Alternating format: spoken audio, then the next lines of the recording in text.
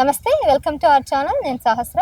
ప్రస్తుతం నేను బోరబండ సంబంధించి కొంతమందిని మాట్లాడడానికి వచ్చాను. ఎందుకంటే మాగంటి గోపీనాథ్ 3 సార్లు ఎమ్మెల్యేగా గెలిచిన వ్యక్తి చనిపోవడం అనేది చాలా బాధాకరమైన విషయం.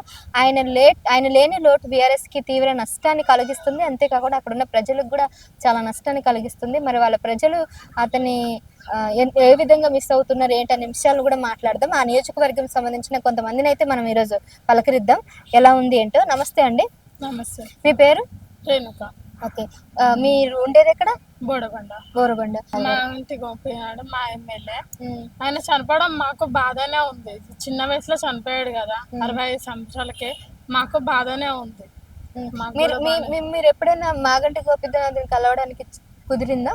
లేదు, కానీ నేను చూస్తాను ఫోన్లలో, టీవీలలో అలా చూస్తాను, కానీ డైరెక్ట్ గా అయితే ఇప్పుడు చూడలేదు. ఎలా ఉండేది ఆయన నియోజకవర్గం ఉన్నప్పుడు? ఎలా మంచిగా అనిపించిందా? బాగాలేదు, బాగానే ఉంది. మూడు సార్లు ఎమ్మెల్యే ఆయనే ఉన్నాడు కదా. 3 సార్లు విన్నాడంటే ఇంకా ఎంత బాగుంటది అక్క. 3 సార్లు అయిందంటే అర్థం చేసుకొని బాగానే ఉంది. అదే 3 సార్లు అయిందంటే బాగున్నాడని అయిందండి. బాగుంటేనే కదా మనం ఓట్లు వేస్తాము, లేకపోతే వేయం కదా. బాగానే ఉంది. మీరు ఎవరికి వేస్తారు ఓటు అప్పుడు? మేమా కేసీఆర్ కే వేసాం. అంటే కేసీఆర్ అంటే ఆయన మాగంటి గోపీనాథే కదా, ఎందుకంటే ఆయన కూడా బీఆర్ఎస్. అవును, కేసీఆర్ కే వేసాం. అంటే కేసీఆర్ కే ఇస్తాం. అంటే అదే అంటే మాగంటి గోపీనాథ్ కింద గెలిపించుకున్నారు మీరు. ఆయనకే వేసినాం ఓటు. మీ లక్కీని మీరే గెలిచారు. అంటే మీ ఏరియాలో మీ బీఆర్ఎస్ వాళ్ళు గెలిచారు. ఏంటంటే మాకేమన్నా కొంచెం మంచిగా చేశాడేమని మేము చేసిన తప్పేందంటే వీళ్ళని ఎంచుకున్నాము. ఎవరిని? అది కేసీఆర్ ని. అది కేసీఆర్ అంటున్నా, అది కాంగ్రెస్ ని ఎంచుకున్నాము. మాది మేము ఇప్పుడు తిప్పలు పడుతున్నాము. ఆడ బస్సులో ఆడలేదు, మొగలేదు.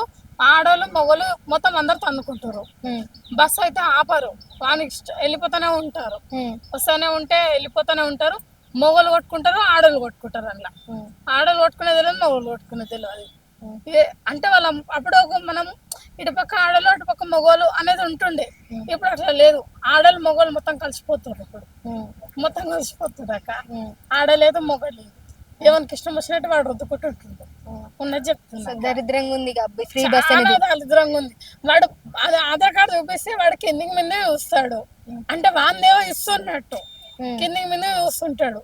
టికెట్ ఏంటంటే మీ ఆడలతో వచ్చిన తలకాయ నొప్పి ఇది, ఆధారం కూడా మీకు డ్యూటీలు ఉంటాయా అని చెప్పేసి కిందికి ముందే చూస్తాడు. అంటే ఆడవాళ్ళ పరువు ఫ్రీ బస్ వల్ల పోయిందని అనొచ్చా? మొత్తం పోయింది అక్క. మా అంటే 10 రూపాయలు, 20 రూపాయలు, 30 రూపాయలు ఇచ్చుకొని మేము పోలేమా? ఒక ఫ్రీ బస్ పెట్టి మా ఇజ్జతి మొత్తం పోయింది.